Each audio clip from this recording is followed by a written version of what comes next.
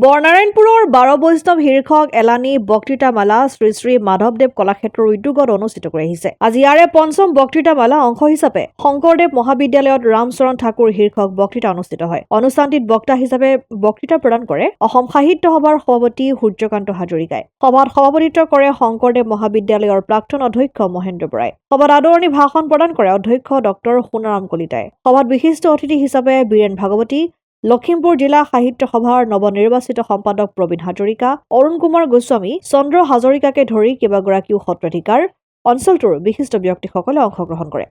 নাৰায়ণপুৰৰ পৰা ৰাজেন বৰুৱাৰ ৰিপৰ্ট, অসম আদিত্য। NKS হুণ্ডাইলৈ স্বাগতম। নৰ্থ ইষ্টৰ প্ৰথম GDSI 2.0 ফিচাৰ্ছ ডিলাৰ হৈছে NKS হুণ্ডাই। অত্যাধুনিক সা সুবিধাৰে তৈয়াৰী মষ্ট আপডেটেড হুণ্ডাই ডিলাৰ এতিয়া ডিব্ৰুগড়ত। আমাৰ NKS হুণ্ডাই ডিলাৰত open sales consulted room, customer ৰুমৰ লগতে পুৰণি গাড়ীৰ এক্সচেঞ্জ ফেচিলিটিও ৰখা হৈছে।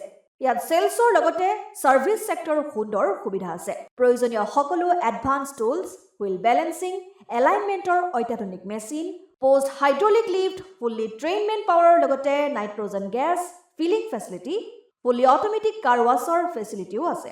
লগতে NKS হুণ্ডাই ডিলাৰে কাষ্টমাৰসকলৰ সুবিধাৰ্থে মোবাইল ছাৰ্ভিচ ভেনৰো ব্যৱস্থা ৰাখিছে, য'ত হাইড্ৰলিক লিফ্ট, ৱাছিং facility, wheel balancing, tyre pressure check কৰাৰ লগতে বহুখিনি সুবিধাই উপলব্ধ আছে। NKS হুণ্ডাইলৈ আহক আৰু সুবিধাসমূহ গ্ৰহণ কৰক।